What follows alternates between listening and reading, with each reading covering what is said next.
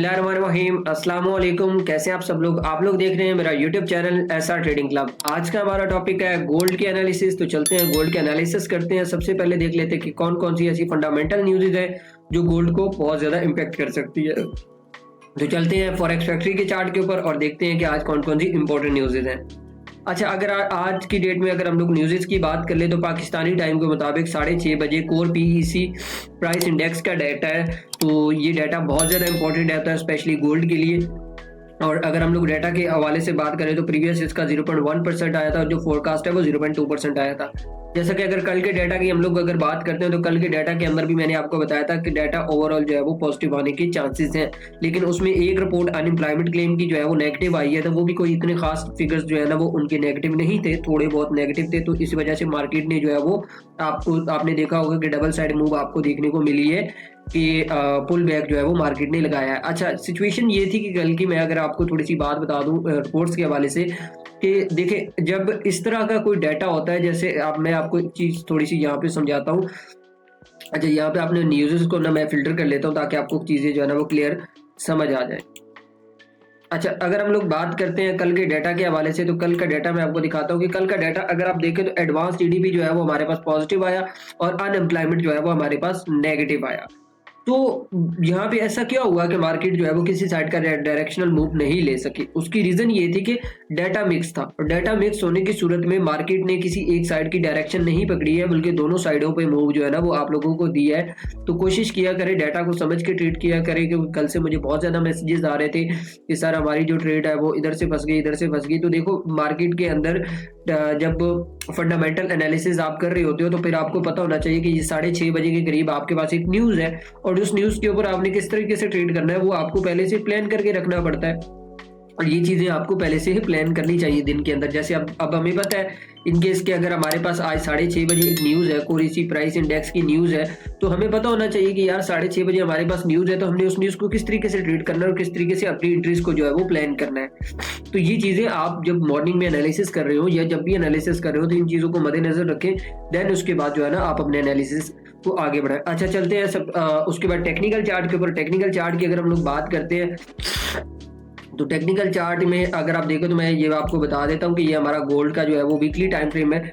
उसके अंदर जो है वो जैसे कि मैंने आपको बताया था कि 277 से जो है वो 2077 से जो है वो आपकी प्राइस अगर ऊपर नहीं जाती है तो फिर आप उसमें सेलिंग ही देखेंगे। और अल्हम्दुलिल्लाह हम लोग उसमें लास्ट 2 वीक से जो है वो सेल ही कर रहे हैं और बहुत अच्छा प्रॉफिट जो है ना हमें इससे देखने को मिला है।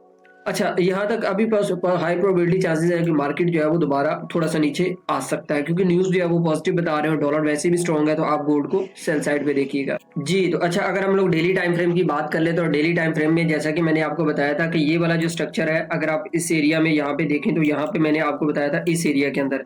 तो ये स्ट्रक्चर मैंने कुछ इस तरीके से ड्रॉ करके आपको पिछले कुछ वीक से बता रहा हूँ। और यहाँ पे इस एरिया में अगर आप देखें तो यहाँ से अल्हम्दुलिल्लाह हम लोगों ने सेलिंग स्टार्ट की और यहाँ तक हम लोगों ने एक पूरी मूव जो है वो देखी। अच्छा, मैंने कल आपको एक चीज़ बताई थी कि मार्केट जो है वो इन एरियाज के अंदर जो है आपको रेंज करने को देखने को मिल सकता है। जब तक ये वाला सपोर्ट जो एरिया ये ब्रेक नहीं हो जाता तब तक मार्केट आपको हो सकता है हाई प्रोबेबिलिटी चांसेस है कि मार्केट इस तरीके से जो है वो आपको रेंज करने को देखने को मिल सकता है। लेकिन अभी मार्केट के अंदर कुछ भी नहीं है, मार्केट आपको इसी एरिया के अंदर जो है वो रेंज करता हुआ नजर आएगा। अच्छा, अगर हम लोग H4 की बात कर लें तो H4 के अंदर जैसा कि आप देखें तो यहाँ पे बहुत अच्छा एक डिसेंडिंग चैनल बना हुआ है और डिसेंडिंग चैनल के हिसाब से मार्केट जो है वो वर्क कर रही है।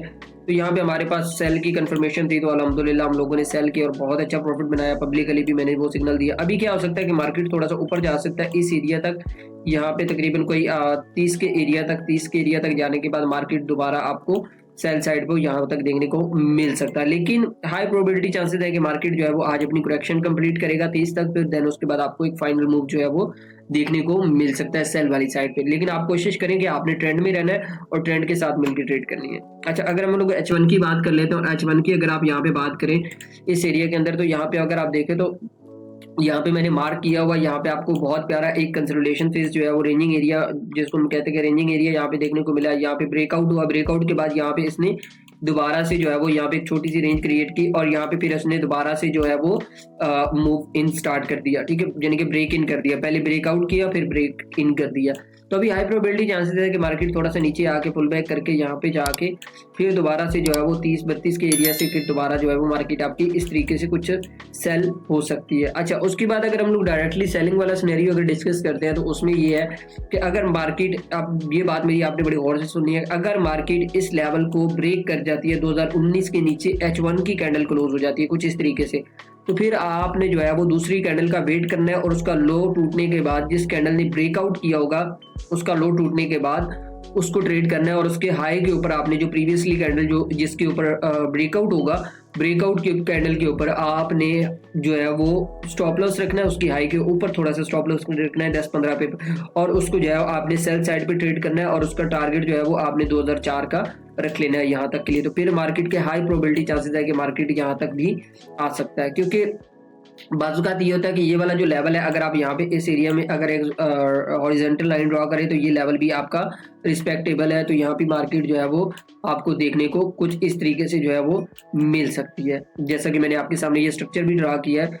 तो अच्छा, अगर किसी भाई को लॉस हो रहा है, किसी भाई को मतलब कि समझ नहीं आ रही है कि मार्केट में किस तरीके से ट्रेड करे, एंट्रीज को किस तरह प्लान करे, तो वो हमारी कम्युनिटी में आ जाए। वहाँ पे सारे सेटअप्स जो है मैं गोल्ड के स्पेशली डिस्कस करता हूँ, स्पेशली वहाँ पे सारी चीज़ें बहुत एक्टिव हैं और सिग्नल भी गोल्ड की मैं डेली बेस्ड के ऊपर वहाँ पे देता हूँ, तो आप उनसे ज्वाइन कर लें, सब कुछ फ्री ऑफ कॉस्ट है, वहाँ पे आप आके जो है वो काम कर सकते हैं। जो हमारी प्राइवेट यानी कि प्रीमियर सर्विस लेना चाहते हैं तो हमारे ग्रुप के अंदर और टीम का लिंक है, व्हाट्सएप का लिंक है, आप उनसे कांटेक्ट कर लें, वो आपको प्रॉपर गाइड करेंगे और जिस भाई को सिग्नल चाहिए वो भी हम लोग आपको प्रोवाइड कर देंगे। बाकी इंशाल्लाह मिलते हैं कल की वीडियो के अंदर और दुआ में याद रखिएगा। अल्लाह हाफिज़।